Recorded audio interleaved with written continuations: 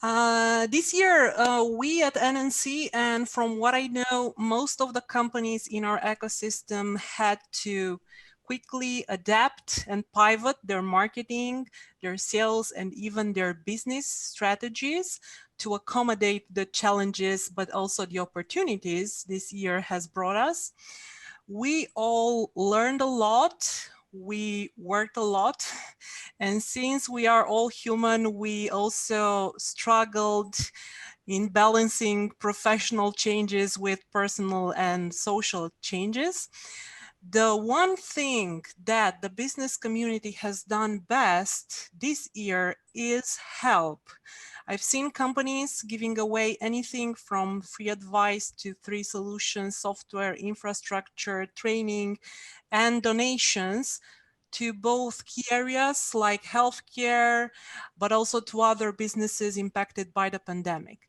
Now, back in March, we also decided to give something to our own business ecosystem and help them with valuable hands-on advice on how to adapt their marketing and sales strategies to still reach their goals and find growth opportunities amidst this crisis. Now, this is the last webinar from the series, and apparently the most popular one. People are still joining. And what better way to finish this year than to equip you with advice for 2021. Okay, so we are your hosts for today. I am Juana Lefter, a managing partner of NNC Services. For those of you who do not know us, NNC is a global growth marketing company supporting B2B companies from all over the world in achieving their sales and marketing targets. We have some great marketing professionals on our panel today that will share with you their secret sauces for succeeding in 2021. Now, I will ask each one of them to introduce themselves briefly. We have Kim from BioKey. She's joining us from Boston, the USA. Hello, Kim. Hi there. Hi, everybody. So Kim Johnson, I've been in cybersecurity, identity access management space for over 10 years, as well as all B2B marketing since day one of my career, and a true product marketing person at heart, really believing in knowing who you're talking to and voice of customer. So really excited to be here today, and I'm excited to hear some other secret sauces out there. So looking forward to it. Thank you, Kim. We also have Lumi. She's joining us from Stuttgart, Germany. Hello, everybody. So I'm working with CENIT for almost 9 years now, and I'm responsible for the marketing and sales support. We are a leading process advisor and solution provider for digital transformation, and we have activities in 9 countries, but we are selling and doing promotion all over the world. Clearly, our target is also B2B. And it's the same as Kim. I'm looking forward to see what I can learn also from the webinar. Great, Lumi. Thank you very much for joining us. And we also have my colleague, Loredana, who is our founder at NNC Services. Hi, Loredana. Hi everyone. Nice to see so many growth professionals today. I am Loredana Niculae. I'm the founder of NNC Services. I'm an entrepreneur and lately a coach into the B2B Prospecting Academy. I look forward to learning quite a bit in today's webinar. And as usual, I hope we will have this as interactive as possible to be able to learn from each other. So thanks, Juana. Thank you all. Yes, and please, all of you joining us today, do contribute right in the chat window, or we will have also a Q&A session at the end. So come off mute and just join the conversation whenever you feel it. This is our agenda for today. Please keep your microphones muted. ask questions in the chat window and we will address them. We have a lot to cover today. First, we want to share with you some insights from recent studies that show how marketing was impacted and what we are expecting to happen in marketing in the following year. Then we will walk you through a standard process of setting up a marketing strategy for 2021. From goal setting to market segmentation, choosing the right channels, and last but not least, marketing automation. So let's start with the numbers. Some of the people who registered for today also filled in a brief questionnaire we sent up front about what happened with their marketing in 2020 and what they are planning on next.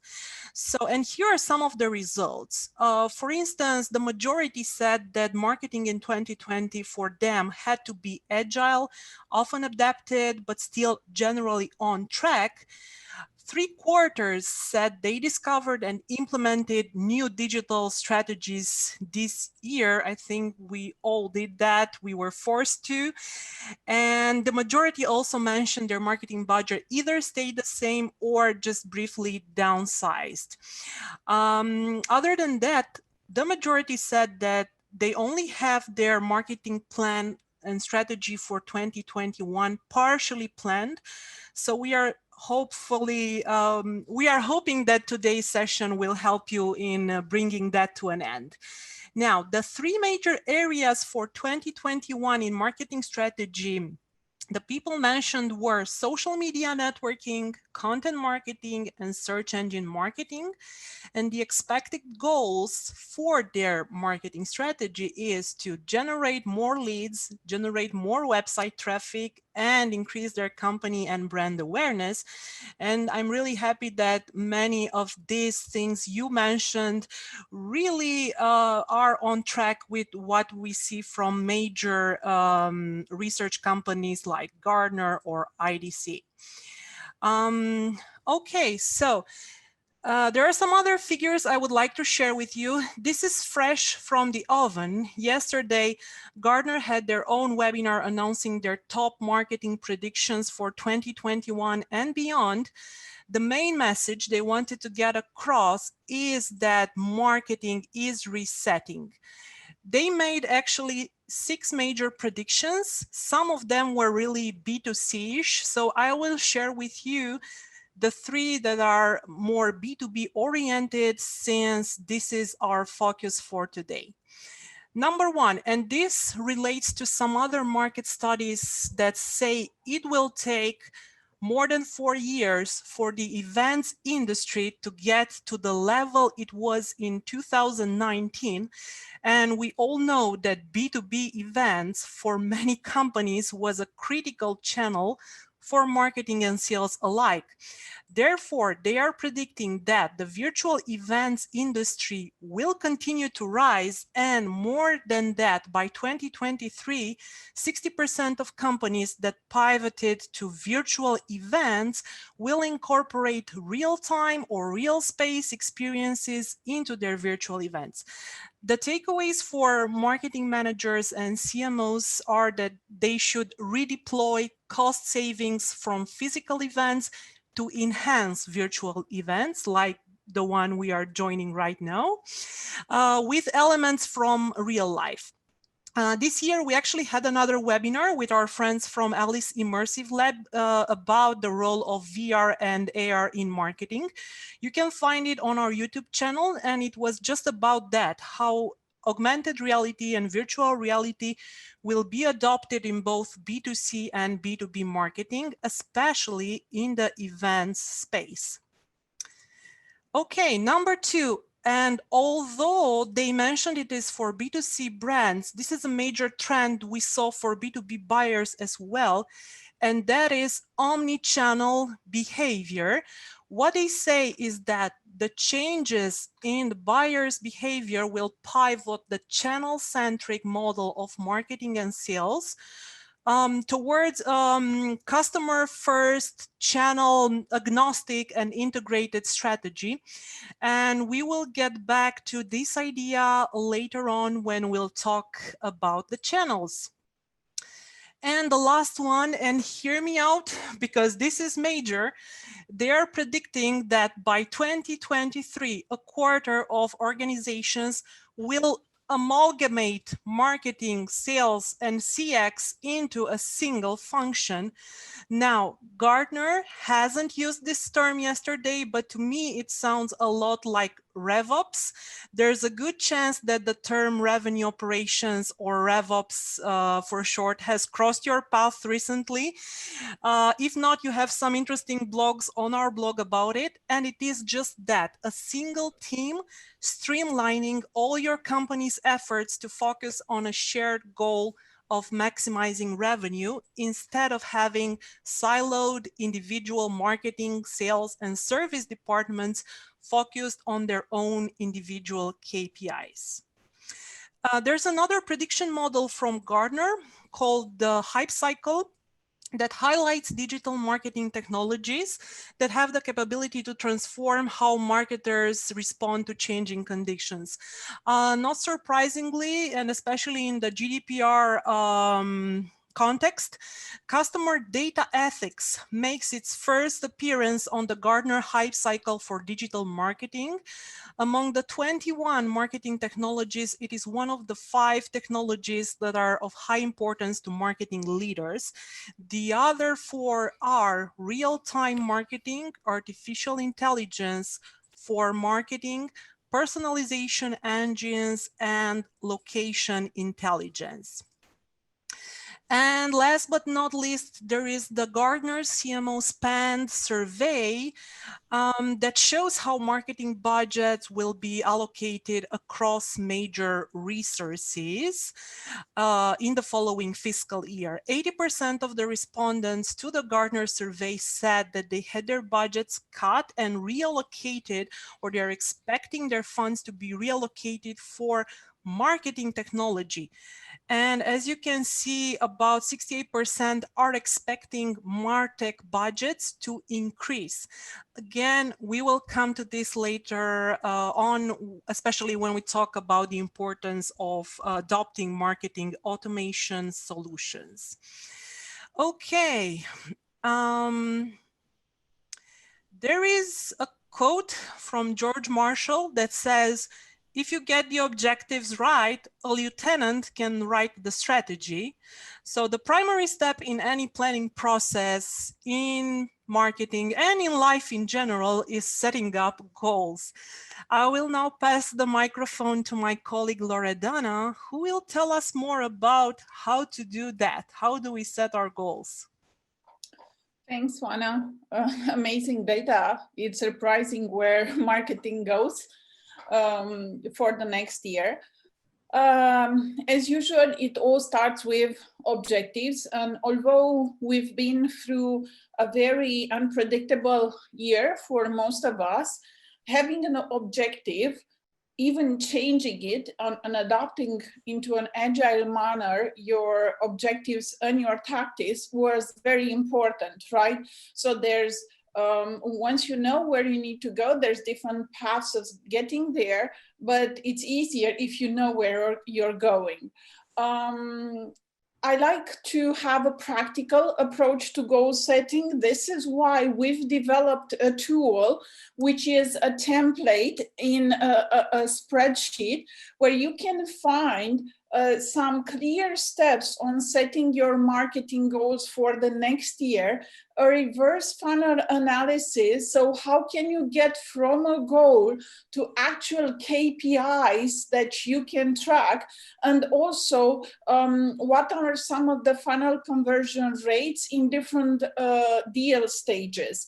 All of these are tied down into this tool that we've built. It's available for download. I'm going to share it in the chat pane right after we finish tackling this subject. But questions to consider when setting up a goal, of course, is what is the general business goal? Because the marketing goals have to serve the general business goal, right? So let's say in this scenario that we want to grow to $390 million, and a portion of that is attributed, of that revenue needs to come from marketing activities or needs to be influenced, okay, by marketing. In our example is 43. Again, in your spreadsheet, you can add whatever makes sense to you. And there's a clear way, which I'll show you to you next on the next slide, on how to do that, right? But you start off with understanding, okay, what do you want to accomplish in general? And then step by step getting into specific, right? How do you measure if you want more website traffic? How do you measure if you want more leads, right? Let's say one more leads, which means I have now 70 leads per month. I want to get to 115, right? So make it measurable. Of course, you have to be able to believe that that goal is achievable. So you have to have at least an idea of how to get from the number of leads or traffic that you have right now to the next stage. Let's say if we're talking about traffic, maybe investing in SEO or in paid ads is a good way to grow. So you have to have an idea of how you can influence this goals and how you can achieve them. Then you have to connect it to the larger business goals, right? So for example, how does the growing LinkedIn traffic, right, and acquiring more leads from LinkedIn tie down to your initial $43 million client acquisition from marketing, okay? And so you have to make all of this process and take step by step. And then of course you have to have a deadline. And in the end, formulating a SMART goal is very easy. Basically, once you've gotten through these steps, onto, okay, we want to grow the LinkedIn traffic by 10% each month, starting from, I don't know, February, let's say, so that we achieve 50% by June. Okay, please share it with your team, right? So no goal makes no sense if you don't share it with the team. Now, sharing with the team has a few aspects to it. So one, if we can move on to the next slide. How do you nail down from your general marketing goal, which now you know, okay, so now you have a SMART goal, how do you nail it down to the individual level? We've developed a tool which is called a reverse funnel analysis tool, where you start from your general business goal, which is achieving this $390 million, and you basically draw individual sales people or marketing people or partner channel daily goals. And how do you do that? Basically, initially you look at your yearly goal, you look at what you have contracted, and how do you want to split the goal between the different functions in your business that are responsible of achieving that goal. And from that you drill down into, okay, what does it mean per month, that goal, in terms of client or business acquisition, okay? If I want to get, let's say, $10 million per month, how many new customer per month does that mean? Okay, in our scenario, it means 2, let's say, okay? Then how many proposals do I need to put out in order to get 2 customers? In our scenario, there's 8.3 per month, okay? How many qualified prospects do I need to get to that number of proposals? If I have a ratio of 1 to 4, that means that in order to send out 8, or let's say proposals, I need 33 qualified leads, okay? Then in order to have 33 qualified leads, how many contacts do I have? So this way you drill down, basically you do a reverse funnel analysis, and you see the funnel on the table next to this one, right? So you see the funnel drill down. So basically in this way, you go back up the funnel, okay? So you go bottom up and you build basically the numbers. This way you get to a daily qualified number of contacts, for example, for each of your sales reps, okay?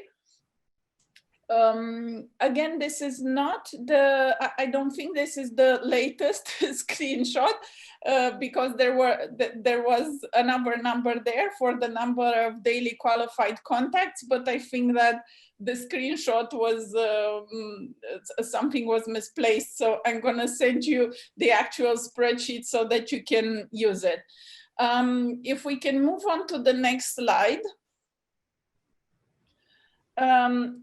A very important aspect when setting up goals is how do you ensure that these goals are completed, okay?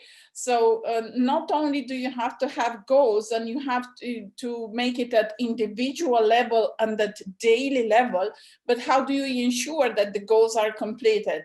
And I'd like you to look at what's called OKRs, and this is a really interesting way of actually merging your KPIs with your objectives, okay? So what that means is, let's say that if you want to grow by, I don't know, 100 million in revenue, your first OKR is this 100 million, which you have to record, okay? Your second key result is, let's say, to increase the number of leads by, I don't know, 30% to get to that 100 million. Your third key result may be to recruit, let's say, people that will be able to drive from an operational perspective that revenue, okay? So basically, OKRs are a way for you to tie your KPIs to your original objective. So they have a better quality in tracking goal completion. It's very important that you have these indicators at individual level.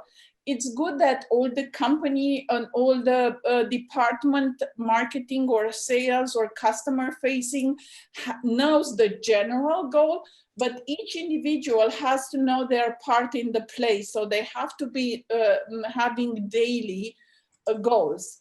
You have to have all your activities mapped, things like bar journeys and funnel flows. It's very important to understand that funnel flow so that you are able to optimize the numbers. Then you can go into things like marketing automation and lead scoring to avoid wasting time on leads that are not qualified or on prospects that are not fit. And also something that we really love to do is revenue attribution, to understand exactly which activities influence revenue, okay, and goal completion, because ultimately most of the goals are around a number that ties into the overall revenue. Real-time dashboards make it really simple today to understand how far along you are with your goals completion. I think that today you need to have dashboards. There's free tools up there like the HubSpot free CRM, but there's also paid tools that do really amazing dashboards. But you don't have time to do reporting if you have a team of 10 to start and track everyone daily activities and to put them together in a spreadsheet. You want to see by the first sight in a dashboard how they are progressing. And a very important thing is to be agile. So something that we've seen this year is the growth of agile methodologies in marketing and even in sales. I've seen lately, like I have teams that do sales spins. Okay, the same as with technical teams, they apply the same rules in marketing and sales.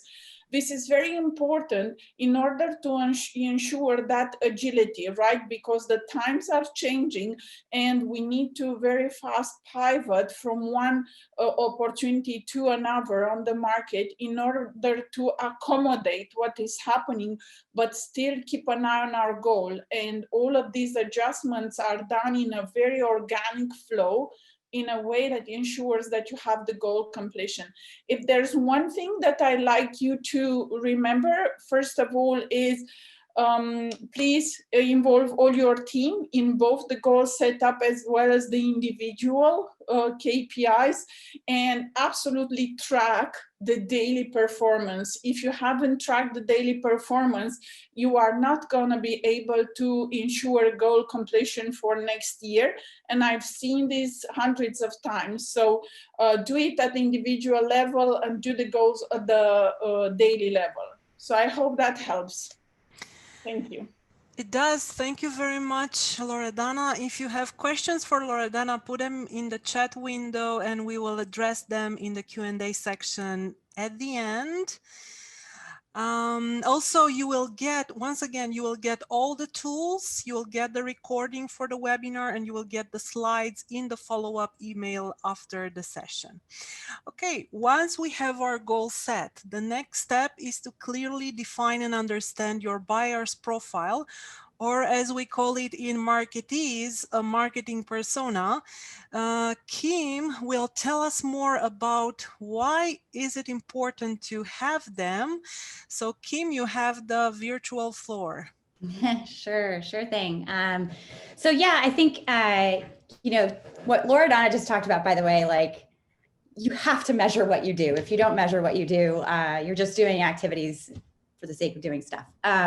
The other thing I will say, and this ties right to the personas, is so often I've heard in marketing, hey, let's go do the coolest video we ever thought of, or let's go run the amazing campaign on LinkedIn.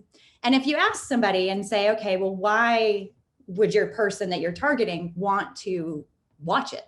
Oftentimes that hasn't been answered before the video is even created. And why is that so important, right? So marketing personas, I would recommend highly you start calling them people.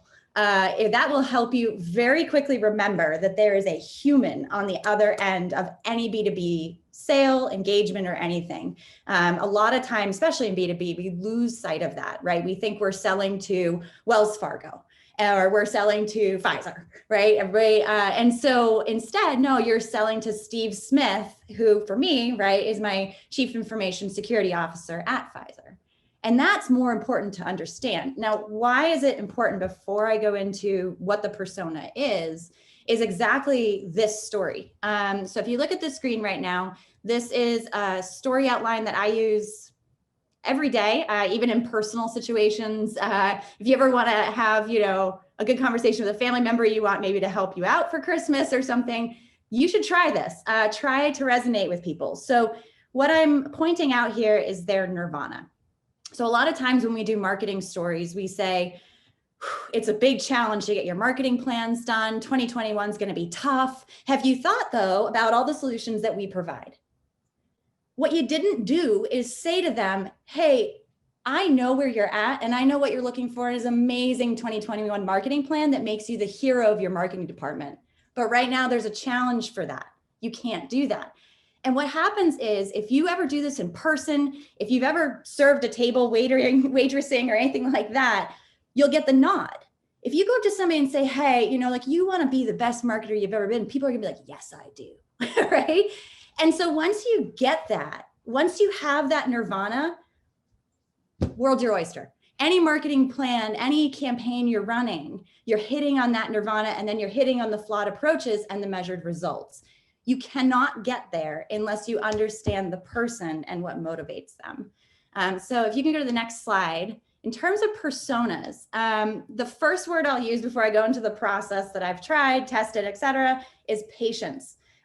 In product marketing, I would say for me to say, I really understand the voice of my customer. I really understand, you know, Steve is my CISO. It takes about a year. I would say at least 6 months to a year to really feel like you understand who you're trying to talk to and who you're trying to target.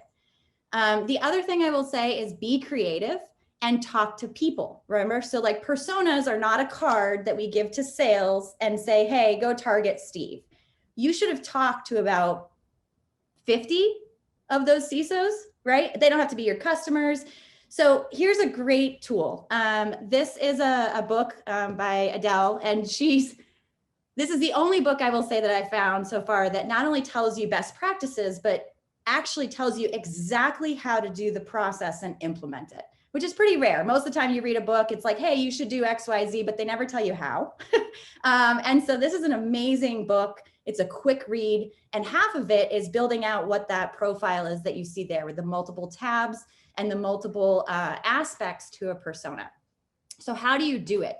Like I said, one of the very most important things, and it takes legwork and it takes time, is talking and interviewing. You should be interviewing people. You should be talking to your target personas all the time. The other thing that it takes is research. So I had a lot of help at my last job, a lot of college interns sitting around going, we want to build personas. And I'm like, great. So research. And what they did is they researched things like the media channels or what we had done in the past. And I said, did you go to LinkedIn? Did you go to the social sites? Right? Go find Steve's profile. Find out where he went to school. Find out what groups he's involved in, right? Find out where he worked in the past. I found amazing aspects, right? And what you come out with is, for me, for example, I have, like I said, a chief information security officer. That's one of our primary targets. I know them now like they're my coworker. I know that most CISOs hang out for about 3 years in their roles, and there's two types. There are the types that want to disrupt, that are innovative, that are thought leaders, and then there are the types that are more conscious of security, worried about being in the news, worried about being breached. Why is that important? Well, for example, when I want to figure out who can help me present and be a thought leader for my marketing efforts, I go after the really progressive, forward-thinking CISOs. If I want to target somebody with that message, it would probably be the CISO that's more conservative. So there's a lot there to think about, but if I can say anything, read the book, know what story you're telling, and you should know these people like they are part of your own network and your own community. So that's probably all I have on personas. I know there might be questions and things later. How do you deliver them? How do you make them? But like I said, it's the legwork up front that you would be surprised how quickly this card comes together when you've done it. So. Thanks a lot, Kim. Amazing advice. Please use the chat window if you have questions for Kim. We'll address them in the end in the Q&A section. I liked one thing in particular you mentioned, Kim, that ultimately it's not about B2B, but it's always human to human. I think most of us in the B2B area oftentimes forget that we're not talking to a company, but to a real human being. Yeah, my favorite, my last story on that is I get calls with customers. You should be talking to customers every week, all day, right? That's an amazing source. And my sales guys would invite me and they'd sit on the call and they're like, wow, you know, Joe really opened up to you. I'm like, because I'm treating Joe like a person. I'm not trying to sell his business something. I'm talking to Joe like he runs the university in Florida and what's his interest. So yeah, I think that's the biggest thing is we're all human, especially now during these times. Yeah. Sensitive to people, understands what motivates them. Great, thanks so much, Kim. So we have our goal set, we know our marketing persona. Now we have to find out how to reach those buyers. I will go first and tell you a bit more about what channels are expected to work best in 2021, and then I will let Lumi and Kim to give you some examples from what works best at CENIT and BioKey. So we've seen it in Gartner's predictions as well. Omni-channel is the answer for the question, which channels to plan in 2021? And that starts by recognizing that B2B buyers don't think about channels as silos and align not just marketing and sales, but all company operations. The B2B content, the website, the social media accounts, they are all part of your buyer experience, of the buyer experience of your brand. Those experiences need to be consistent, need to be personalized and engaging. Customer experiences should be individualized and offer consistent service, content and product assortments, pricing, and service. Now, if you still want to see some priorities in this omni-channel approach, here is an interesting graphic from Gartner that shows where do companies plan to increase their investments in 2021. Digital advertising, email marketing, and mobile marketing are the top favorites apparently. 69% of B2B CMOs expect to increase spending on digital advertising, and 66% expect to increase spending on paid search. Event marketing was severely impacted by social distance and obviously also fed by international travel bans. Since events require significant forward planning and investment, companies still consider keeping about a 9% budget set aside for this strategy, moving to digital conferences, webinars, and online streaming events. B2B sellers continue adapting their methods. This is also from Gartner, and building new competencies to succeed in a largely remote and digital environment. To thrive in 2021 and beyond, B2B sellers will need the right technology tools to enhance their productivity and engage with prospects and customers in more meaningful ways. As you can see, 80% of B2B sales interactions will occur in digital channels by 2025, and 60% of B2B sales will transition to data-driven selling. That also requires quite a lot of automation and tools, and we will talk about that later on. Still, I know some people expect some specific examples of channels that we think will work best for generating leads in 2021. First, there is no such thing as an ideal channel for B2B marketing. It is always a mix, and it is always dependent on your target buyer persona. Like Kim has mentioned, also it's dependent on your goals and on your budget. The top 5 we identified and we expect that will still be working in 2021 are social media, especially LinkedIn for B2B, email marketing, which is not dead, although many people say so, but smart email marketing with a customized approach and with a lot of automation embedded will do wonders. Webinars and virtual conferences, we are all at a virtual event right now, and this will work great if optimized for both brand awareness as well as generating leads and sales. Professional associations and networking, those will still work. Many have adapted for digital. And last but not least, content. And remember, quality and optimized content for your blog, website, and social media channels is really, really important. If you have to choose quality over quantity. Now, let's see some clear examples from our guests in the panel for what works best for them. Lumi, can you share with us some of the channels that brought the best results for CENIT? Yeah, so this year was a surprise for all of us. All our plans from the beginning of the year were canceled. And as marketeers, all of us had to think outside the box and come up with solutions. And I really think that this year was a shift change. And this shift change will not stop this year or next year. So it's a shift change that will go on. All of you, as we participate today, have tried to do for sure webinars. To be honest, in our company, we have lost a little bit the start in March because we were a little bit late until we decided to go and to try the webinars. We started in July in USA and in September in Europe. And we had very big concerns about the market being overflooded with webinars and nobody will attend those. So, but from my own experience, it's not like that.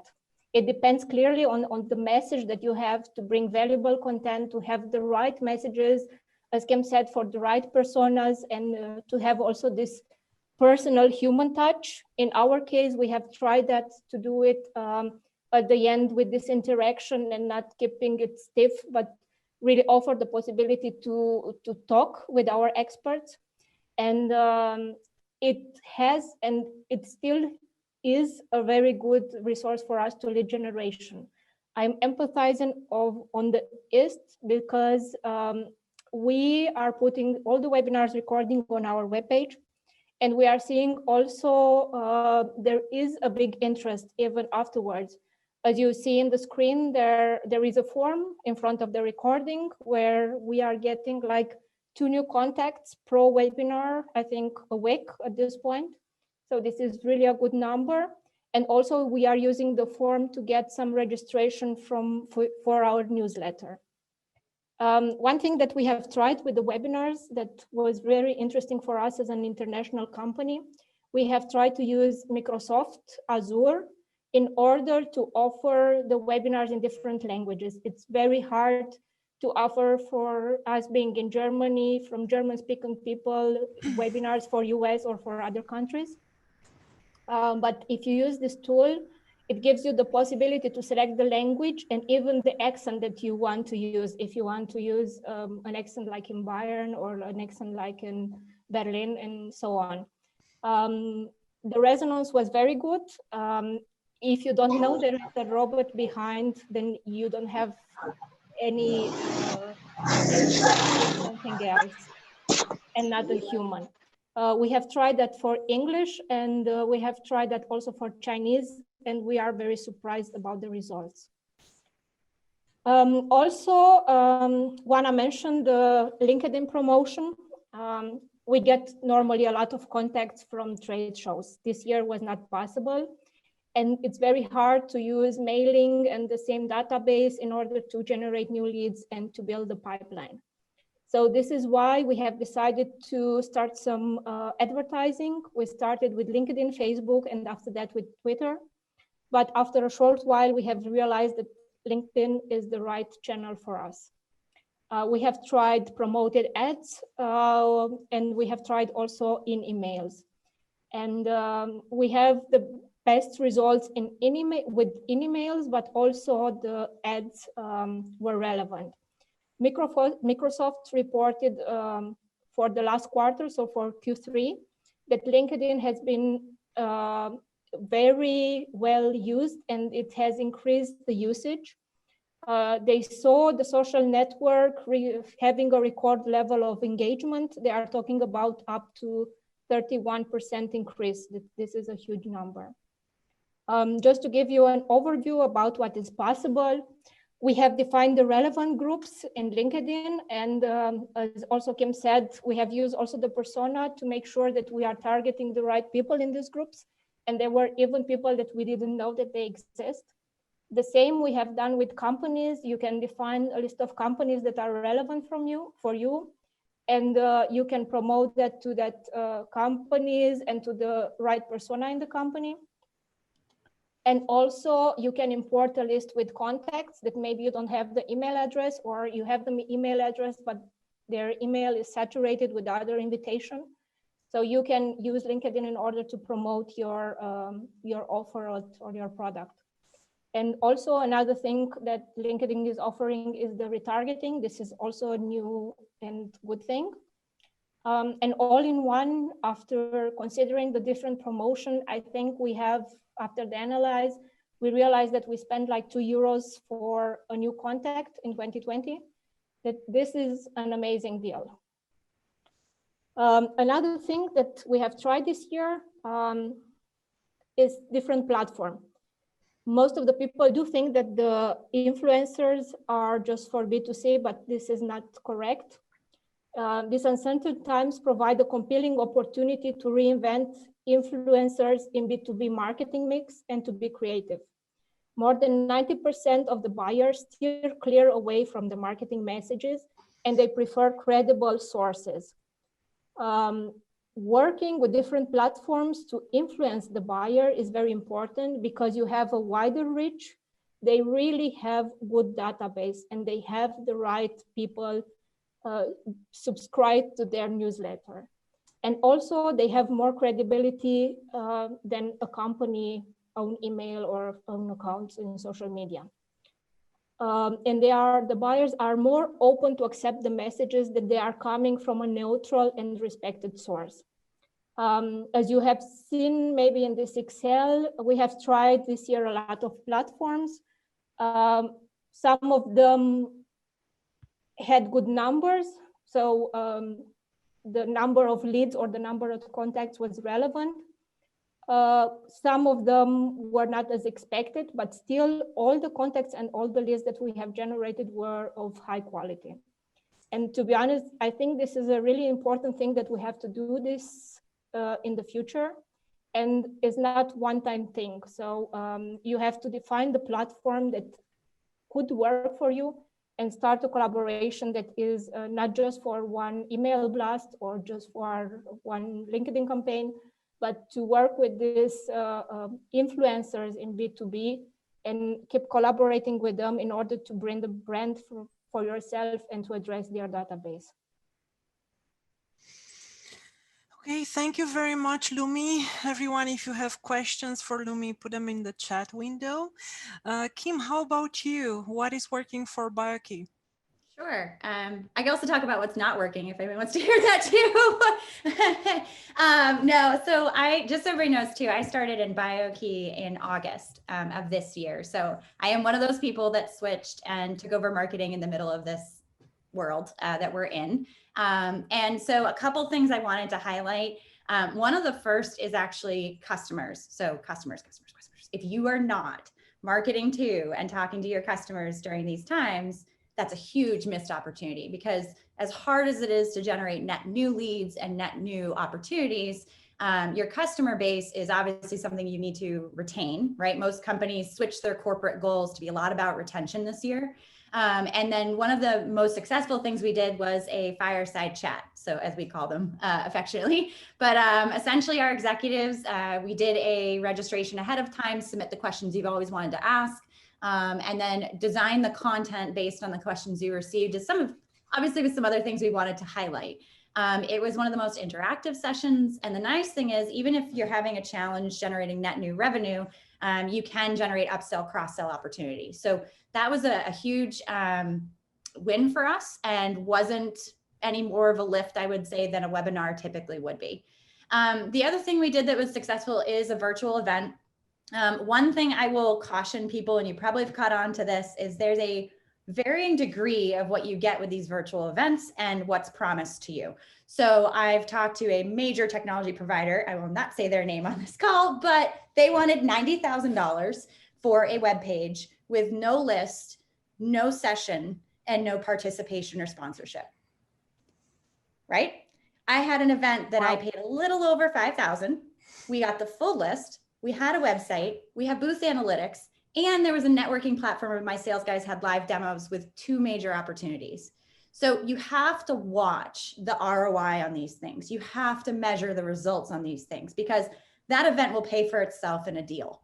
The 90,000 one, I'm making a huge bet that there's going to be opportunity that comes out of there, and my average sale price is not going to cover that in one deal, right? So you have to know your metrics, and you have to know the return on investment in the virtual events. The other thing I'll highlight from my year, I'll say, is that my previous company, and even at this one of the challenges, especially for product marketers, is how do you launch products? So a lot of people have new solutions, new things they want to get out there. And, you know, in cybersecurity, we used to pick the RSA conference in January, and everybody went to San Francisco and had big parties and launched their products. Well, you can't do that anymore. So one of the things we did is immediately shifted to host our own virtual event. It is absolutely worth it if you have the database, you have the structure, and most importantly, if you can get the content.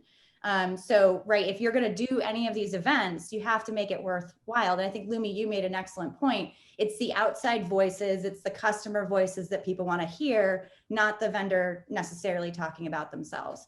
And so that event was first, we did just a customers full day event. Second was to prospects. And it was phenomenal because just like this event, there are huge benefits where you can get a global audience, global presenters.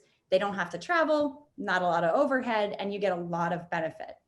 For BioKey, we also have a big release coming out, especially trying to make a lot of noise in the market in Q1. And so most events are gone. And what we're looking at now is blitz weeks. So if you look up a blitz campaign, everybody's familiar with that, is get into the market, pick a week and saturate it. Take all your marketing dollars that you're kind of dabbling across 20 different things and concentrate it into a concerted effort and campaign.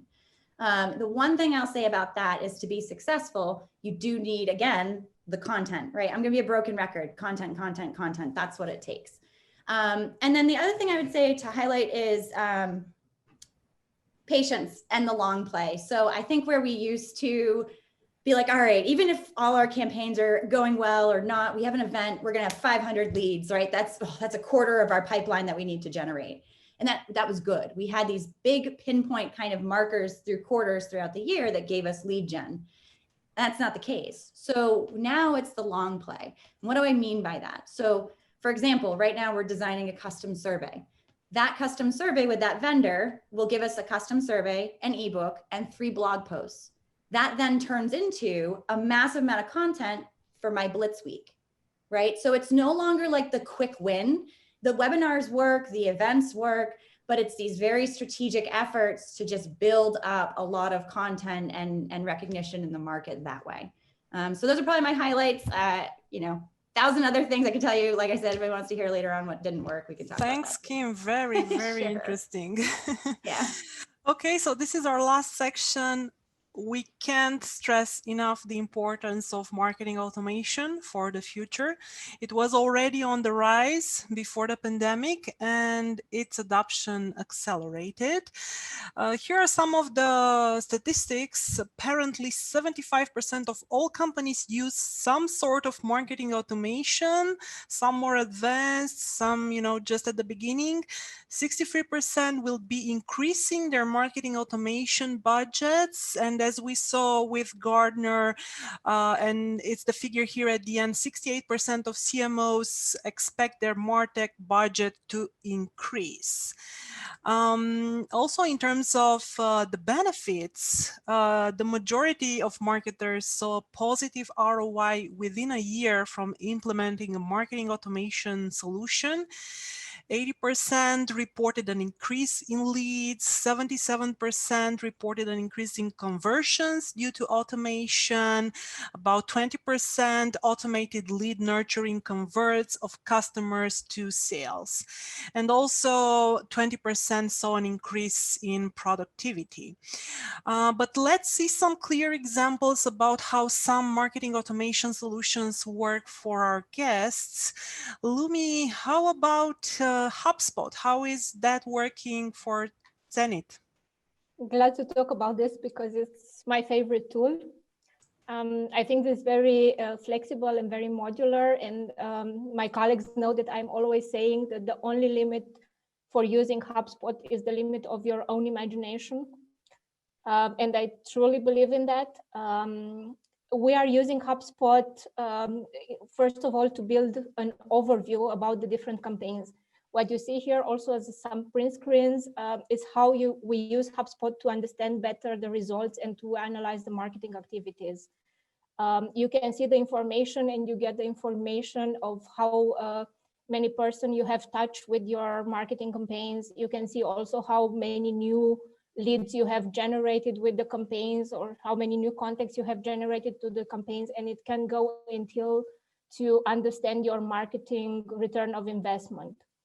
Also, what we love is the email functionality that is very easy, and the IE that is built in the software is helping our marketing team to get better all the time. You get hints of what you should do in order to improve your email, or even where to send it if you are dealing with different parts of the world.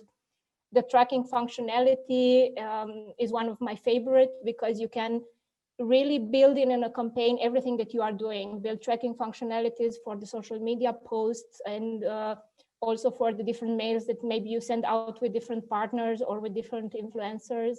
And you can decide in what you need to invest. And invest, I mean, not just in terms of money, but also the time that we know is limited in the marketing team. Nevertheless, just using HubSpot, you can get a better understanding of the customer journey. And also it's allowing those sales teams to have a good insight once they pick up the phone to call a customer. They can see which pages were the most relevant, which contact was interested in which email that marketing sent out, and so on. Also, what we are using HubSpot is what we call somehow as an ambassador program. We started working with colleagues that were open to help us, and they were open to link their HubSpot account to the LinkedIn account. And they are getting from the marketing team different posts, and they can decide if they post it like that or if they want to adjust it to their own language or to just own opinion. And this is working very well for us. We strongly believe that the sales and the technical experts have a better contact database, and the messages posted by them have a better resonance than the company channel. But these are just some of the things that we do using HubSpot. We are also learning. HubSpot is bringing new features every day. And from my point of view, it's really fun to work with HubSpot. Amazing. Thank you, Lumi. Kim, how about you? You actually have an integration, right, between HubSpot and Salesforce. Can you tell us more about that?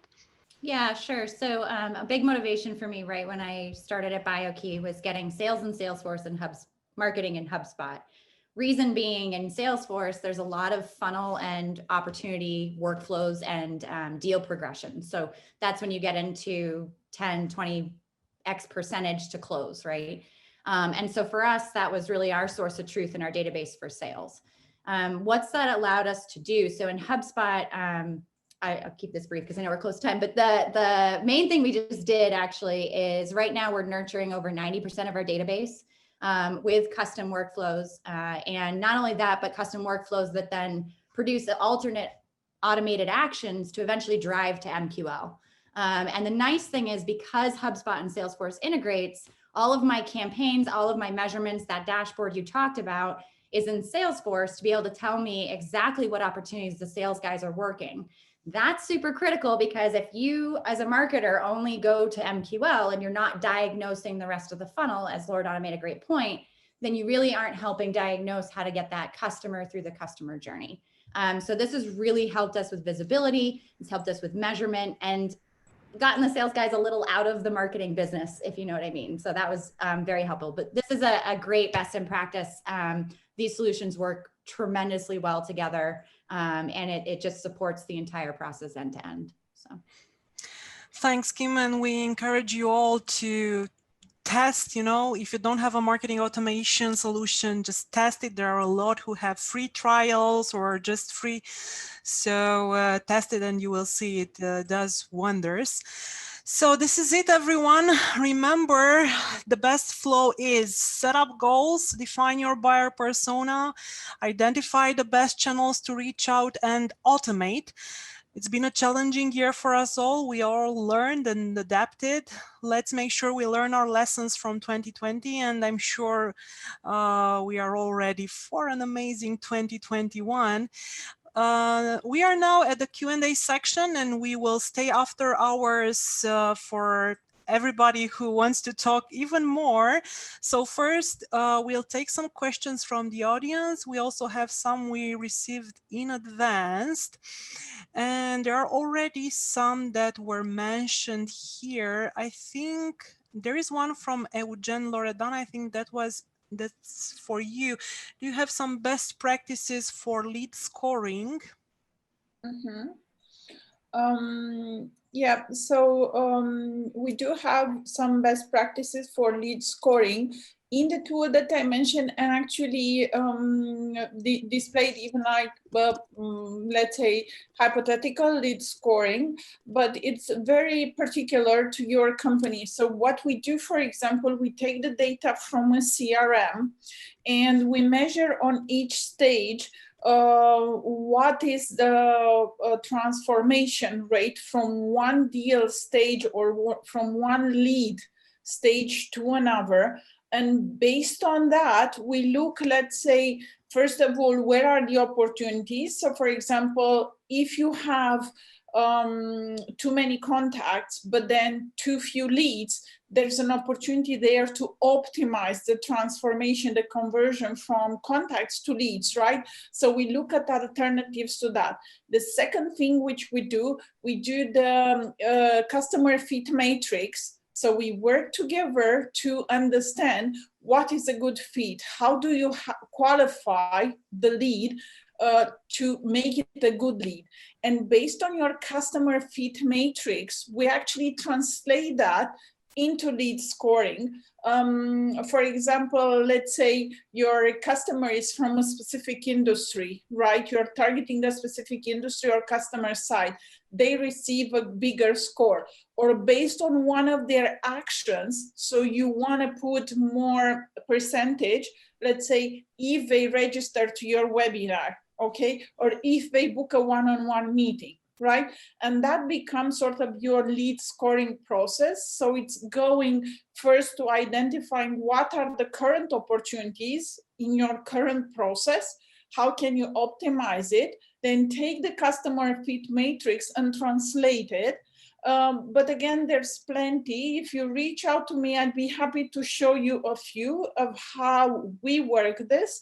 But even more, and this is valid for everybody in the call, we are, providing all of our customers and all of our business ecosystem free consulting sessions, especially on figuring out, what is the strategy for next year. So do reach out to me or to Anna or to anybody in the team. I'd also maybe like to bring up this to Lumi, because I know that we discussed a bit about lead scoring lately. So Lumi, how do you go about lead scoring? So at this point, we are using just what HubSpot is offering, but we are considering and we are doing some testing, better understanding what is relevant for us. Mm-hmm. Clearly, there are some things. If you, for example, if he's using the office email, the business email, or if he's using something else, or we are thinking also about how many webinars did he attend. So there is very, very different things about what you talk in lead scoring. We are also just at the beginning, but I guess it's very different from one business to another. How do you find the lead and what is for you relevant in order to qualify it? Yep. Okay, thank you, Eugen. I hope that answers your question. There's another one for Lumi as well. How did you handle GDPR-related topics with LinkedIn account matching and email? So I have seen also that somebody already answered. Importing a list with companies is nothing against the GDPR, and also there is from LinkedIn, they are taking care of this one. You are not allowed to send, I don't know how many emails at one time. You get some credits if somebody is responding to your emails. So we are not using information that do not exist in LinkedIn. We are just matching what we have with what is in LinkedIn. So there is no problem with the GDPR. Okay, great. I'm scrolling through the chat window. I think we tapped into Anna, I have received another question in private regarding if the function from LinkedIn that I mentioned regarding the posting, so what we are doing for ambassadors, employee ambassadors, if it's available in the free version. So I cannot answer to that because we have the pro, so it's for sure there, but I think maybe Anna or Loredana can answer to that question. Okay, I think Kim has to go. Thank you, Kim. Yeah, I'm so sorry, everybody. Please find me on LinkedIn, or maybe you guys can send it around after, but biokey.com. Anybody wants to chat about anything that we covered today, I'd love the topic. So thank you so much. Thank you. Bye, everybody. Okay. Thank you. Thank you as well. Okay, if anybody else wants to come off mute and ask a question directly, you can do that now. or maybe just share your thoughts, or maybe there are some things that work for you or you have some ideas.